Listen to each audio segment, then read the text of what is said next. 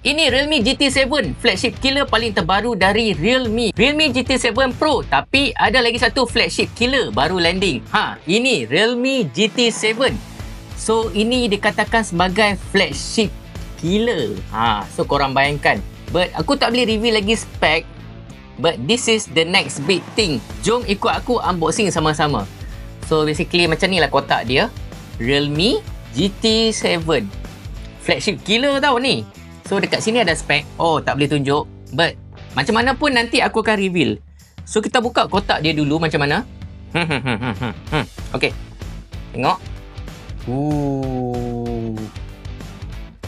Make it real. Okay. Macam biasa, ini slogan Realme. Lepas tu kita buka lagi. Aku tak nak reveal phone dulu. Aku nak reveal apa dapat yang korang akan dapat dekat dalam kotak. Kita ada. Nice. Okay, ni casing dia. Cantik weh casing dia. Manual. So, buang stiker jap.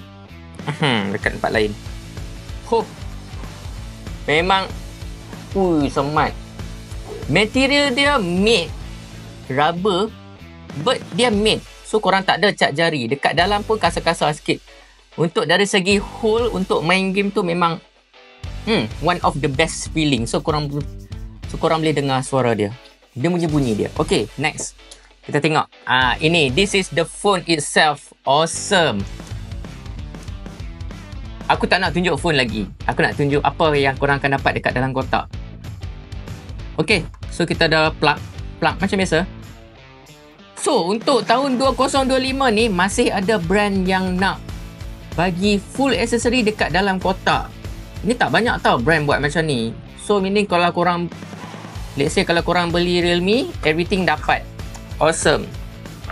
This is the phone itself. Korang tengok. Cantik gila. And ini belakang dia. Dia punya power trigger button warna merah. Nampak? Nampak tak? Nampak tak? Okay, tak apa. It's okay.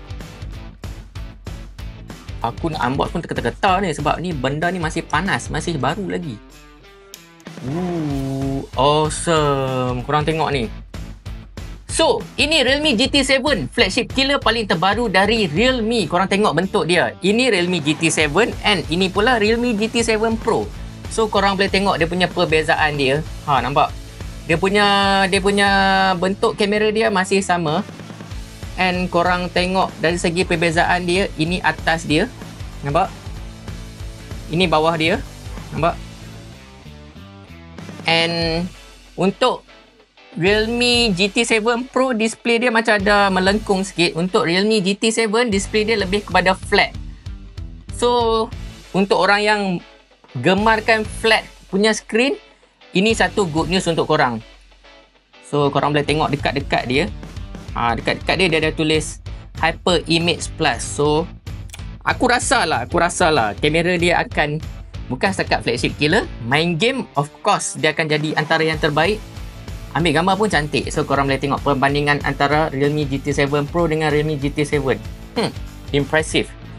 So dari segi material belakang pula, exactly the same, dia punya feeling dia. So aku dapat warna biru macam ni. Cantik kan? Warna biru. Ni bawah. So kita ada macam speaker stereo of course. Lepas tu USB Type-C, lubang SIM card and butang button ni. Satisfying.